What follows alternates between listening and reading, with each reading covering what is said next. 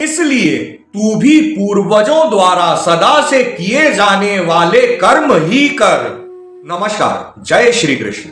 कल तक हमने श्रीमद् भगवद गीता के चौथे अध्याय ज्ञान कर्म संन्यास योग के 7 से लेकर 12 तक के श्लोक व उनका हिंदी में व्याख्यान पूर्ण किया। आज हम 13 से लेकर 18 तक के श्लोक व उनका हिंदी में व्याख्यान पूर्ण करेंगे, जिनमें 1 से लेकर 18 तक के श्लोक में सगुण भगवान का प्रभाव और कर्म योग विषय के बारे में है। चलिए प्रारंभ करते हैं।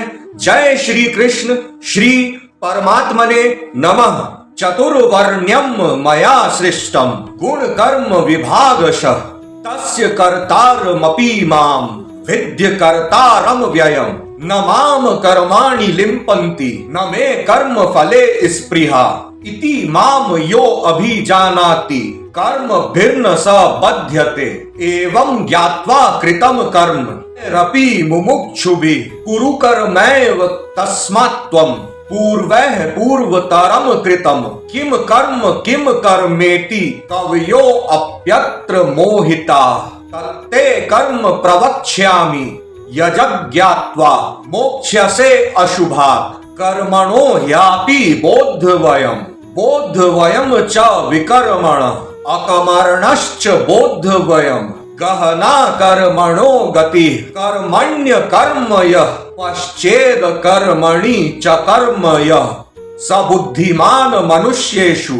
सयुक्तः कृत्सन कर्म कृत। यहाँ पर पूर्ण होते हैं हमारे 13 से लेकर 18 तक के श्लोक। चलिए अब इनका हिंदी में व्याख्यान सुनते हैं। यहाँ पर श्री कृष्ण भगवान अर्जुन से कहते हैं, हे अर्जुन, गुण और कर्मों के विभाग से ब्राह्मण, क्षत्रिय, वैश्य, शूद्र मेरे द्वारा रचे गए हैं। उनके कर्ता को भी मुझ अविनाशी परमेश्वर को तू अकर्ता ही जान, क्योंकि कर्मों के फल में मेरी स्पृहा नहीं है, इसलिए मुझे कर्म लिप्त नहीं करते।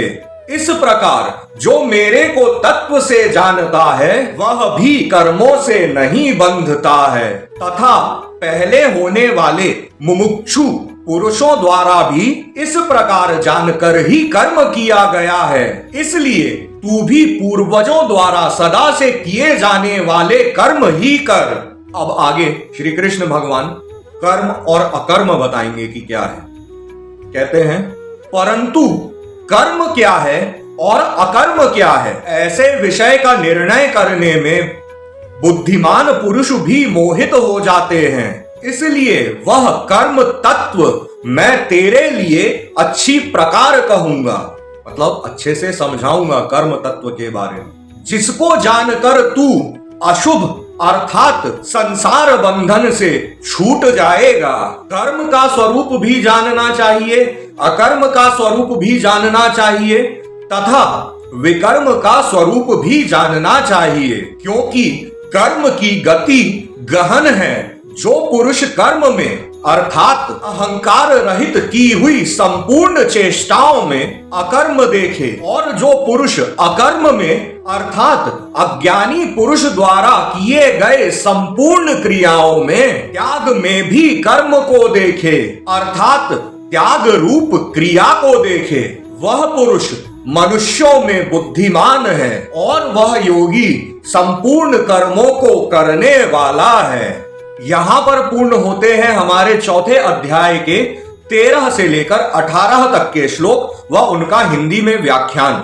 जो भी लोग हमारे साथ श्रीमद् भगवद गीता सुन रहे हैं, कृपा करके जय श्री कृष्ण, राधे राधे तो लिखते रहिए कमेंट में। श्रीमद् भगवद गीता सुनने के लिए मिलते हैं कल। आप सभी का बहुत बहुत धन्यवाद।